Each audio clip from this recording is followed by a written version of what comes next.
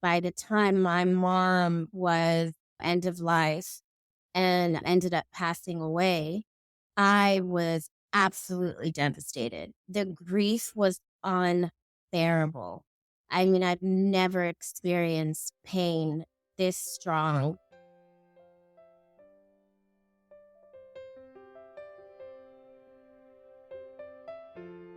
Imagine being Fawna Asfaw, an only child who had her world turned upside down when she lost not one, but both of her parents at a young age. It's unimaginable, right? She didn't know how to handle all that grief, so she turned to alcohol. Alcohol is my first love, I think, honestly. It immediately would take me out of myself.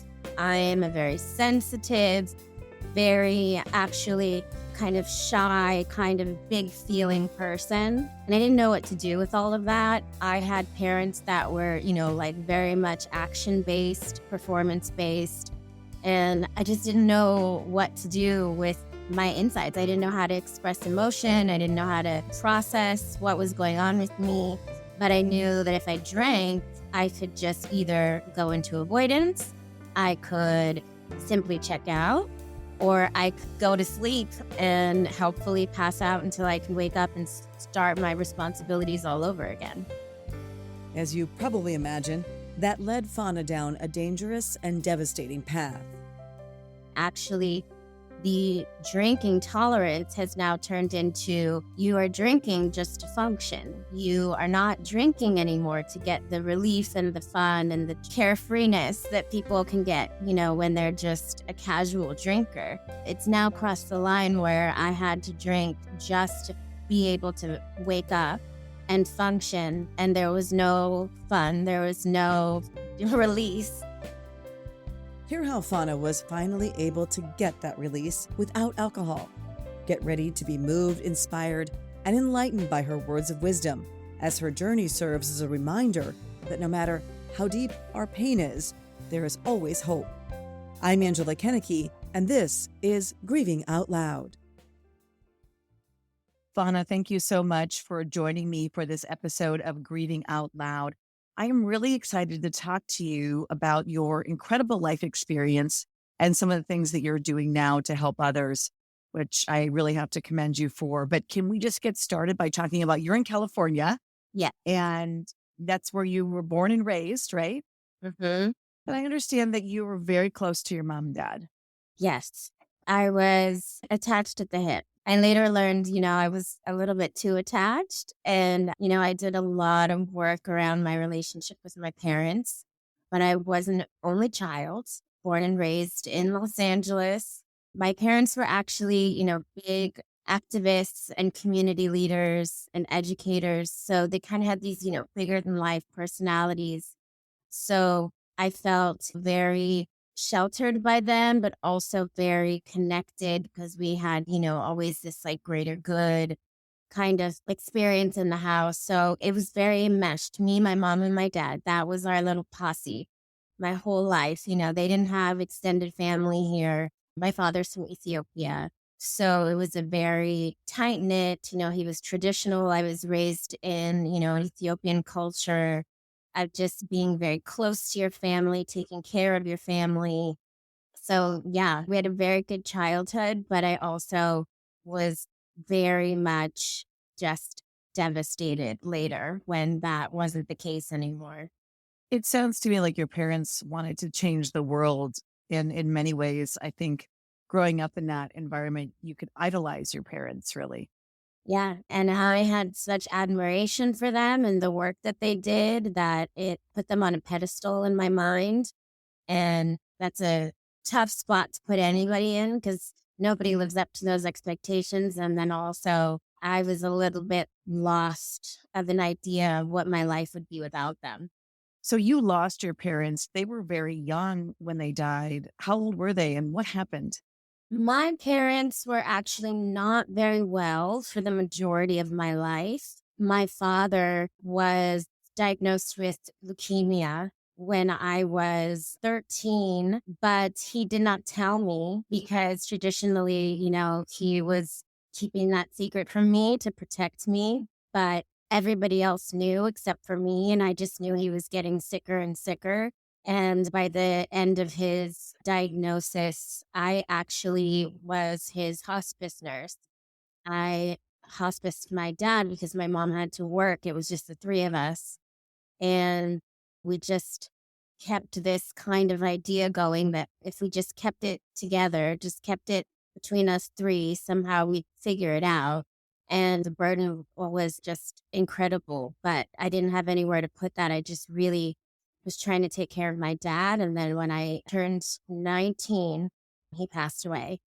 And it just broke us, it was me and my mom, and once my father passed, it was just there was so much of a void from his just presence being gone, and culturally, I had no tools to process any of it.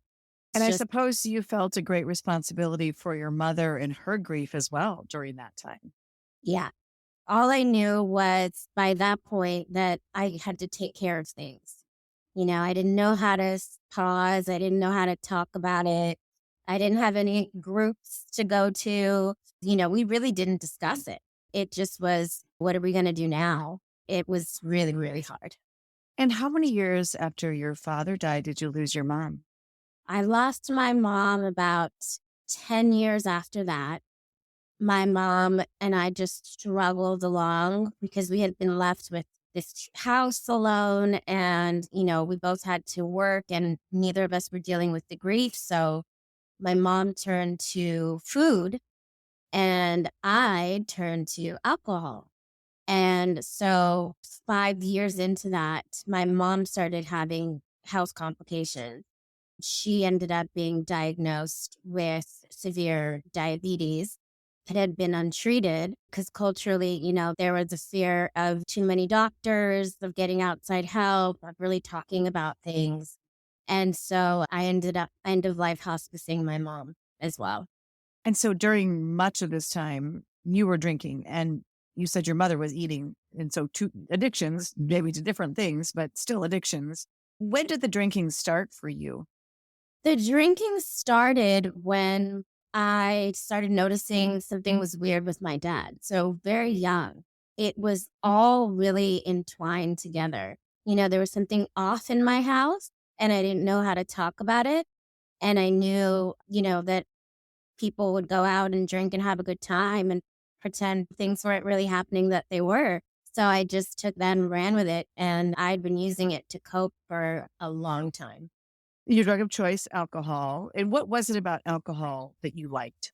Oh, alcohol is my first love, I think, honestly. It's immediately would take me out of myself. I am a very sensitive, kind of shy, kind of big feeling person. And I didn't know what to do with all of that. I had parents that were, like very much action based, performance based. And I just didn't know what to do with my insides. I didn't know how to express emotion. I didn't know how to process what was going on with me. But I knew that if I drank, I could just either go into avoidance, I could simply check out, or I could go to sleep and hopefully pass out until I can wake up and start my responsibilities all over again. And you're not the only person I've talked to who's turned to alcohol during periods of grief. And I've even heard of people actually drinking themselves to death because of grief. Yeah. So grief and looking for some sort of coping mechanism, alcohol worked for you for a while, right? I mean, that's why people do it, because it works. It helps take away the pain of grief. It works until it doesn't. And that's the fatal flaw. If we're dealing with life and the traumas and grief of life with, harmful coping mechanisms, that they stop working and they start harming us. And by the time my mom was end of life and ended up passing away, I was absolutely devastated. The grief was unbearable. I mean, I've never experienced pain this strong because you think you're masking this grief by drinking over it for years. And grief is internal, it has to come out. if it doesn't get expressed, it's going to affect you physically. It's going to affect you mentally. It has to be expressed. And so I was at the end of the road, just drowning in grief, and the alcohol stopped working. There was no relief in sight. I can see how you would feel so devastated because if your parents were really your world, you felt like that's all you had. And you'd also been a caretaker. So much of your identity was caught up in other people and other members of your family. So you say the alcohol stopped working. What do you mean by that? Well, ideally, I was using it as a way to escape and a way to numb. And that stopped working. It wasn't working as a way to dull the pain. I was feeling everything and I wasn't getting any relief from alcohol. And that's when, they say that there's this invisible line that we can cross from going from drinking into addiction. And it's when, the compulsion to drink and actually the drinking tolerance has now turned into you are drinking just to function. You are not drinking anymore to get the relief and the fun and the carefreeness that people can get, when they're just a casual drinker. It's now crossed the line where I had to drink just to be able to wake up and function. And there was no fun, there was no release. It was just me and my thoughts, and I could not stop drinking and the grief. And it was a hell. How was it affecting your health?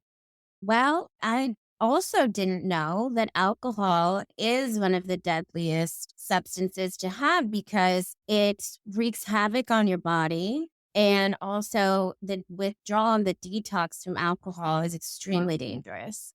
So, if anyone is struggling and it is alcohol related, please see a medical doctor because you can die from alcohol withdrawal. And I had just wrecked my body. I was so sad and so grief ridden. And I had the symptoms of grief. So I had no appetite. I had no concern for myself. I was stuck in this wallowingness. I couldn't get up. So, my body started to deteriorate. I lost so much weight. I was having seizures and I was a full blown mess. I was in the house that both my parents were hospiced in, and I was by myself, but I had a huge seizure and caused enough commotion for a neighbor to hear me and Oh, contact friends. so were you hospitalized at that point? I was. And were you able to get help or did this continue? No, that was my grace from above. I mean, if my parents could have come down and helped me, I feel like that's how, they came back because one, we didn't do doctors. So I hadn't been to hospitals. I didn't know anything about substance abuse. I didn't know that there was help. I didn't know that, there's an entire world of treatment. And once I realized where I was and that I was getting help, I started crying. All I wanted was help. So did you go into treatment at that point? Yeah. I went to a mental health and trauma and substance abuse treatment. It was in Utah. And I ended up staying there. I ended up extending my time actually because, well, one, I was so far gone. I was really, really bad. And it took me a long time to even get to a place physically and emotionally where I could start to process what had happened. And then I did a full treatment term. So I stayed in treatment for about a year. Oh, well, that's a luxury, really. I mean, not many people can stay in treatment for that long. And it is such an important thing. I think longer treatment is so essential to the healing of the brain, the body, and the psyche, everything. Yeah. But most people don't get that.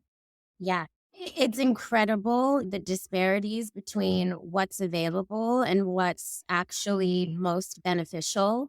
Treatment used to be a year. That was the standard.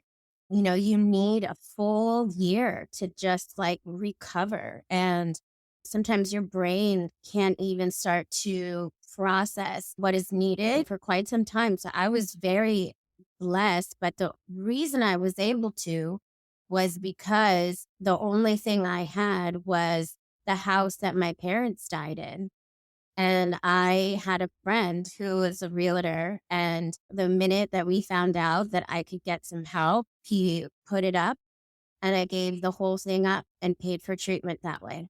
Oh, I see. And so, what about this treatment worked for you, do you think? One, I think that just being in a really safe place, there are multiple types of treatment, but I think one that has a good long-term aftercare plan, something that's invested in the trajectory of your healing.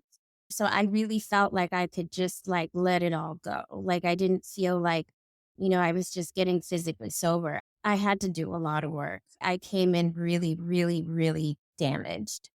So I asked for everything. I said, like, what can we do and what's offered? And I got to do a lot of therapy, a lot of trauma work, a lot of somatic skills, a lot of exposure work. I did a lot of just learning new tools. I had to reparent myself. As you said, I'd never lived for myself. I'd never experience that, and to experience it sober, I think that's what a lot of people come to realize is you might be further in age than what you think at the time when you get to treatment, but emotionally your age is usually much younger, your emotional age, and then just your experience, you haven't experienced things sober before. So it takes time, and then kind of the patience and willingness to learn. I had to learn all new tools. What did you learn about grief or dealing with your grief or expressing your grief that you had masked with alcohol that you hadn't done before? Well, one, I just learned that grief is one, an absolutely natural and necessary part of the process. I didn't know that you were allowed to grieve. I didn't know that you were allowed to mourn and take time and really, express it. I didn't know how to share. I didn't know how to tell people what was going on with me. So being able to share vulnerably, being able to express the pain and being able to use a lot of the skills to, I would get panic attacks. I would get huge spikes and I would go extremely high, extremely low. And so a lot of the somatic skills, being able to regulate myself, being able to ground myself, a lot of CBT skills, being able to watch my thoughts and my patterns and being able to take me out of catastrophizing, which is grief would make me feel like I'm all alone, I'm by myself, everyone's gone, being able to counter that. But it took a lot, and it's a lot. Grief's not linear. So sometimes I would do much better and then it had to expel. Some days I would just cry. And just being able to let myself do that was a big relief. Does your grief still show up? I mean, I know it's been several years now, but for me, I always think that grief is always going to kind of be there. It's just how you carry it. I agree. I agree. It's a part of me. I say hello to it. I honor it. Sometimes it comes on anniversaries and I'll forget about it. And then I'm like, why do I feel? I'm like, oh, it's the anniversary because it's still in my body. It's a part of me. But now, I'm not scared of it anymore. I'm not buried by it anymore. I honor it. I do something to honor my parents. And now I'm so grateful that I'm alive because I get to create a new story. It sounds to me like you've reframed your griefs completely. I mean, just by those words that you just said. Did you ever relapse after treatment? No, I haven't. Haven't. So how old were you when you got out of treatment? I want to say 32. So what did you do after treatment? Because your parents are gone, their house is sold. You spent a year in treatment. You're starting a whole new life, right? Yeah, I started from scratch. I took the time to do what they call sober living. I don't know if you're familiar, but it's housing that you get to do and learn how to kind of walk into the world again as a sober person. So I did that. And because I was so fascinated culturally, the exposure to this treatment world, these modalities, these forms of health, these forms of wellness, it just impacted me so much. So I was really affected and I wanted to work and be a part of it. And a part of it, Fawna became. First, she volunteered at women's shelters, lending a helping hand to moms who were going through a challenging recovery. Then, she started working in sober houses. It was a rewarding experience, seeing the positive changes in people's lives and being a part of their journey to recovery. But Fawna didn't want to stop there. She realized that she wanted to expand her knowledge and skills in order to make an even greater difference. I went to Loyola Marymount and I got my accreditation and my graduate program from addiction counseling and substance use counseling. So then I ended up running a house for women and then wrote the book. I was so overwhelmed with learning skills and tools that I just wanted to give it back so badly. And you became a recovery coach and wrote the book Sober Daughter. So tell me a little bit about, first, what does a recovery coach do exactly? And then I want to hear more about the book. Okay, great. Yeah. As you said, the most important piece of healthy long-term sobriety is pacing it, pausing it, and having it structured and long-term. That's ideal. And so many people don't have access to that. They don't have awareness of that. And they don't have the resources or the skills and structure to put that together.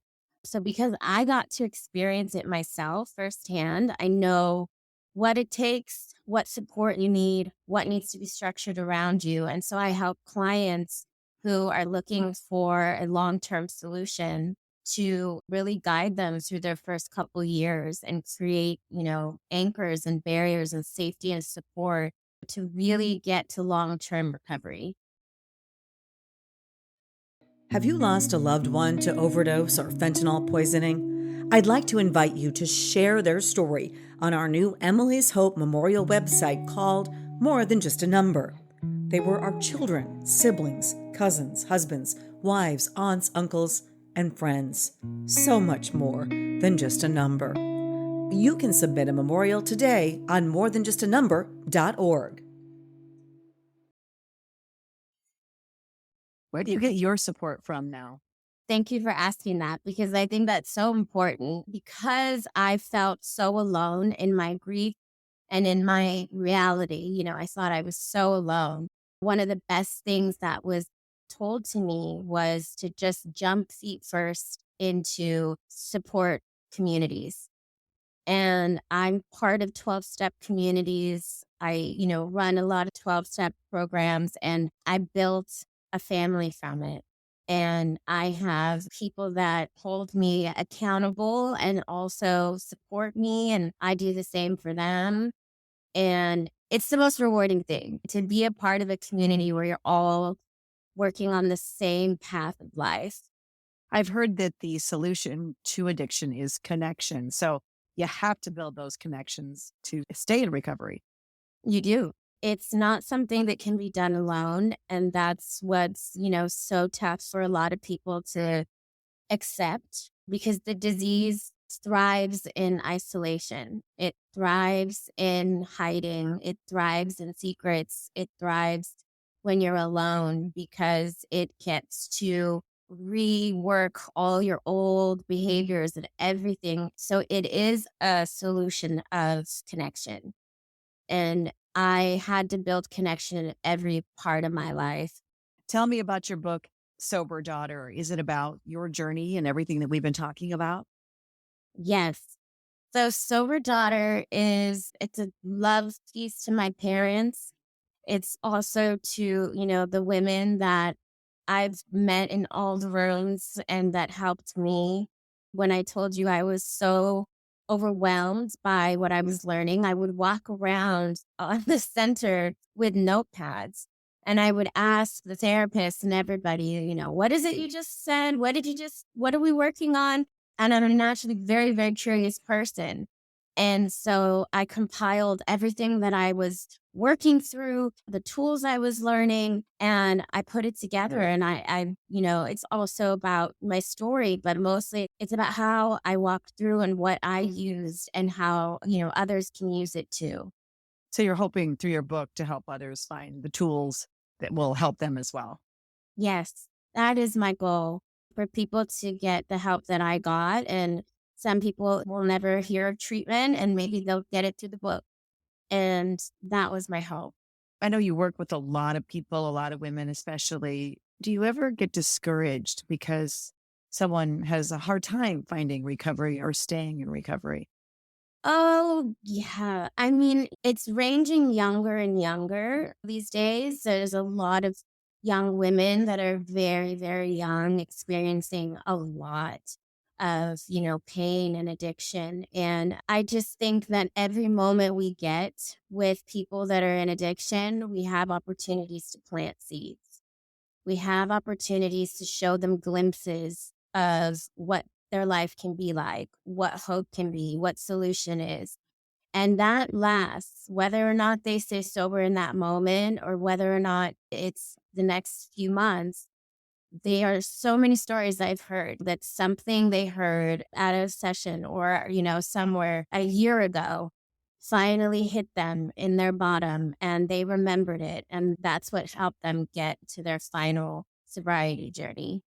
I mean, that's great. But I think one of the problems we have today, especially with fentanyl and all of the drugs, all of the illicit drugs out there, is that we don't have time, right, to wait for people to get to that point where this relapse is just so dangerous. It's devastating what's going on with fentanyl, and it's younger and younger are affected. And that's why I think the education piece ahead of time is so important, because there's so many people that have no idea how serious fentanyl is, how serious drugs are. I think that the more boundaries that we put around the people that do need help, it also is a faster experience, because if people are given tons and tons and tons of room, it takes longer to get sober. And also the person has to want it. Yeah, that's hard. That's hard with deadly fentanyl out there because some people don't even get a chance to want it. Also, it strikes me that you talk about education and prevention, and that's something we're so passionate about at Emily's Hope. Emily's Hope is developing a prevention education curriculum for students grades K through 12. The curriculum is designed to teach children the effects of substances on the brain, body, and their life in order to promote healthy choices. In a recent podcast, we sat down with a licensed professional counselor at one of the schools using the pilot program. Carrie Reinders has worked on the Rosebud Reservation for 24 years. She's witnessed the impact of our nation's drug epidemic on so many children, and she knows how crucial it is to provide them with the right knowledge and tools to make good decisions. Here in my office, talking about if they're seeing this firsthand in their family, what can we do not only to cope, to help you get through missing a parent, maybe because they are in jail, missing a parent because maybe they're at treatment right now, missing a parent because they're living with another family member because the parent is using and can't take care of them. So we talk about here in your future, and I don't even have to say it. I have a lot of students that tell me when I am older, I am not going to do this because of what I'm seeing right now. But unfortunately, illegal drug use among teens continues. According to the National Center for Drug Abuse Statistics, at least 1 in 8 teens has abused an illicit substance in the last year, and drug use went up more than 60% over 4 years among 8th graders. Fawna says she started drinking when she was a teen, before her brain was fully developed. And it can no longer be kind of a rite of passage. You know what I'm saying? A lot of parents are like, oh, my kid's going to drink. I just have to accept that. And I don't think that we do have to accept it. I think it needs to be talked about much younger. I mean, clients can get into treatment as young as 12, and they are. And to kind of put a blind eye to it is really dangerous. It is happening, and it's happening younger and younger, and the drugs are stronger and stronger. So I think education and exposure work, and also there are advocacy groups that are now taking Narcan and fentanyl testing strips and education to raves, to concerts, to cities. We have to be armed up, and we have to be aware that this is really happening, and we have tools, and hopefully the more equipment too that we have, if somebody does overdose, they don't have to die. Hopefully. Yeah. We just got to keep them alive until we can get people help. What's Yeah. the most rewarding thing about what you're doing now?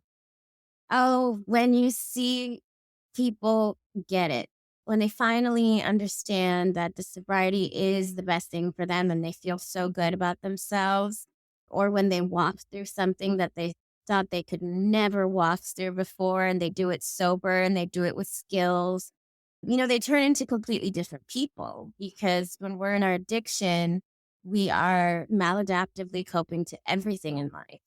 So when we shift that into healthy behaviors and adaptive mechanisms, we're now reaching for connection and to be a part of and to help others in a capacity to love. And so it's really beautiful. It's incredible to watch. What keeps you in recovery? The connection. The connection, and that the more I get, the more I know it's all because I'm sober. And, the more my life gets bigger, that just means my sobriety also has to get bigger. And so I practice just, expanding along with my life, and I don't take it for granted, and I don't kind of press pause, because it's not how it works. And it's not, like running a marathon every day. There's simple little tools we get to do and practice that keep us safe and connected. And then they become part of your routine. It's just like brushing my teeth, it's just part of my day, are habits that I practice that keep me in the middle of my recovery. Well, I want to thank you for all the work that you're doing to help others. And thank you so much for opening up and sharing such a personal and really devastating story about grief, but how you were able to ultimately cope with your grief. Thank you so much for having me, and for all the work you do at your foundation too. Thank you so much. It's very important.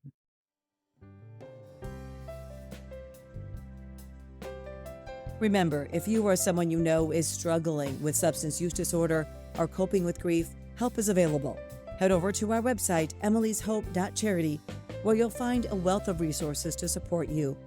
While you're there, take a moment to explore our other podcast episodes, dive into the latest news stories surrounding substance use disorder and our nation's deadly drug epidemic, and check out my blog for additional insights.